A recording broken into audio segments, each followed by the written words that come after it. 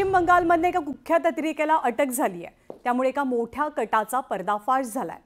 जावेद मुन्शी हा अतिरेकी पाकिस्तान आणि बांगलादेशच्या मदतीने भारतामध्ये स्लीपर सेल तयार करून घातपात घडवण्याच्या तयारीत होता। कुख्यात अतिरेकी जावेद मुन्शी याला पकडण्यात यश आलंय।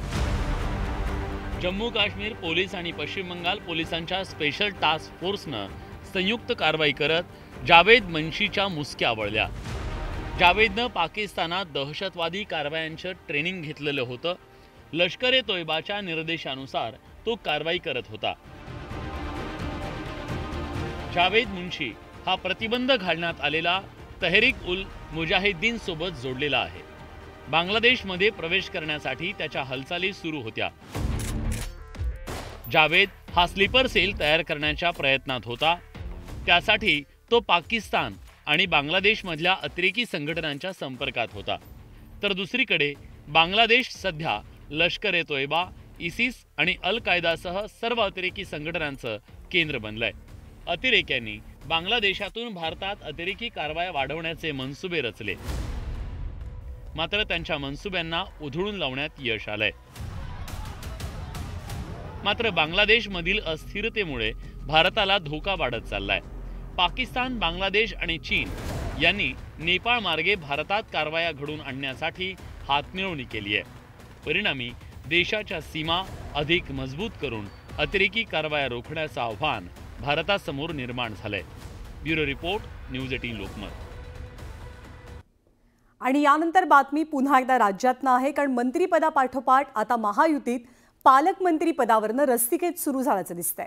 प्रत्येक जिल्ह्यातल्या मंत्र्यांना आपणच पालकमंत्री व्हावं असं वाटू लागलंय। त्यामुळे या मंत्र्यांनी आपापल्या नेत्यांकडे फिल्डिंग लावली आहे। इतकंच नाही तर काही मंत्र्यांच्या समर्थकांनी जोरदार बॅनरबाजी केली आहे। तर महायुतीत पालकमंत्री पदावरनं कोणतीही रस्सीखेच नाही, सगळे नेते मिळून पालकमंत्री पदावरती तोडगा काढतील असं मुख्यमंत्र्यांनी म्हटलंय।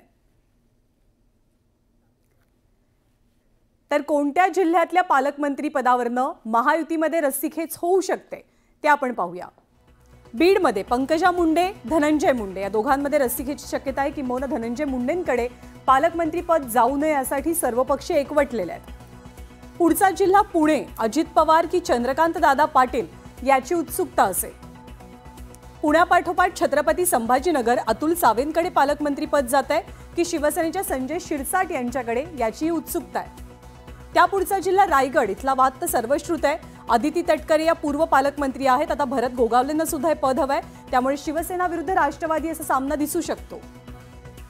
त्यापाठोपाठ कोल्हापूर, राष्ट्रवादीचे हसन मुश्रीफ की शिवसेनेचे प्रकाश आंबेडकर पालकमंत्री कोण होणार याची कमालीची उत्सुकता ताणली गेली आहे। साताऱ्यामध्ये सुद्धा शंभूराज देसाई या पदासाठी इच्छुक आहेत, तर भाजपचे जयकुमार गोरे हे सुद्धा तगडे स्पर्धक मानले जात आहेत। तर यवतमाळमध्ये शिवसेनेच्या संजय राठोड यांच्याकडे पालकमंत्री पद जाते की भाजपचे अशोक उईके हे पालकमंत्री पदाची कमान सांभाळतात हे बघावं लागणार आहे। जळगावात भाजपचे गिरीश महाजन आणि शिवसेनेचे गुलाबराव पाटील पालकमंत्री पदासाठी सरशी कोणाची होते हे याचे अंदाज बांधले जात आहेत। कुठलीही रस्सीखेच पालकमंत्र्याबद्दल नाही। आता आमचे जे काही 3 पक्षाचे नेते आहेत ज्यांना आम्ही जबाबदारी दिलेली आहे ते एकत्रित बसतील, पुढच्या 2-3 दिवसात निर्णय करतील।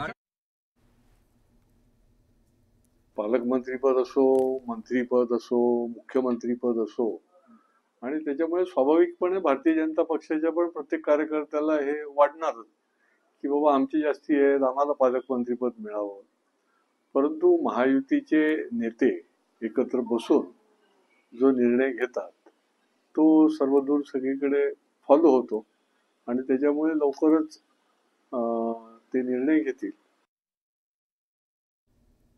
नाही, स्वाभाविक आहे, कारण प्रत्येकाला वाटत असतं की आपल्या जिल्ह्यामध्ये जिथून आपण मंत्री झालेलो आहोत किंवा जिथून आपण निवडून आलेलो आहोत तिथलं प्रतिनिधित्व पालकमंत्री म्हणून करण्याची संधी मिळावी।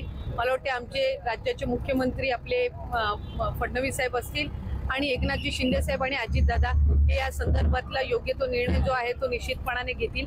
पण एक आहे की महायुतीचे मंत्री म्हणून किंवा महायुतीचे आमदार म्हणून रायगड जिल्हा असेल किंवा इतर जिल्ह्यांमध्ये आम्ही विकासात्मक दृष्टीने एकत्रितपणाने किंवा महायुती म्हणून एकत्रितपणाने काम करण्याचा प्रयत्न हा सकारात्मक पद्धतीने निश्चितपणाने करणार आहोत। आणि इकडे परभणीतील सोमनाथ सूर्यवंशी यांची पोलिसांनी हत्या केली असा गंभीर आरोप काँग्रेस नेते राहुल गांधींनी केला. सोमनाथ दलित होते म्हणून त्यांना मारल्याचंही ते म्हणाले. या प्रकरणी मुख्यमंत्र्यांनी विधानसभेत खोटी माहिती दिल्याचा आरोप राहुल यांनी केला. 10 डिसेंबरला परभणीत डॉक्टर बाबासाहेब आंबेडकर यांच्या पुतळ्यासमोरच्या संविधानाच्या प्रतिकृतीची विटंबना केली गेली. त्यानंतर उसळलेल्या हिंसाचारात सोमनाथ यांना अटक करण्यात आली. न्यायालयीन कोठडीत असताना त्यांचा मृत्यू झाला आणि त्यानंतर आज काँग्रेस नेते राहुल गांधींनी परभणीत जात सोमनाथ यांच्या कुटुंबियांचं सांत्वन केलं. बड़ी क्लियर बात है, उन्होंने मुझे पोस्टमार्टम रिपोर्ट दिखाई, वीडियो दिखाया, फोटोग्राफ्स दिखाई. ये 100%, 99% नहीं, ये 100% कस्टोडियल डेथ है.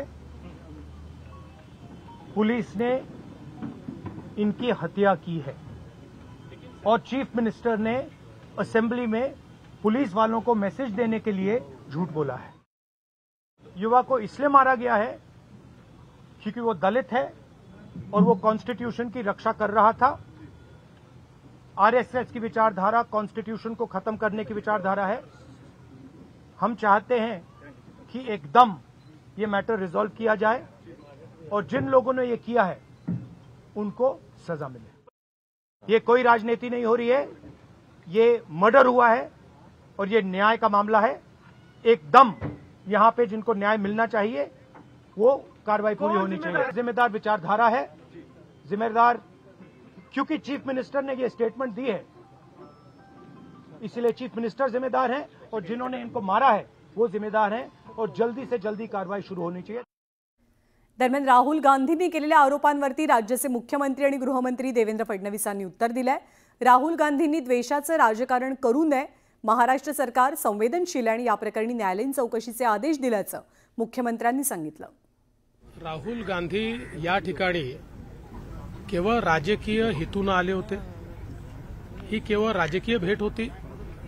लोकांमध्ये जाती जातींमध्ये विद्वेष तयार करायचा एवढं एकमेव ध्येय त्यांचं आहे.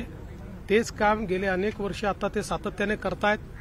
त्यामुळे मला असं वाटतं की त्यांनी हे जे काही विद्वेषाचं त्यांचं काम आहे हे त्या ठिकाणी जाऊन पूर्ण केलेलं आहे.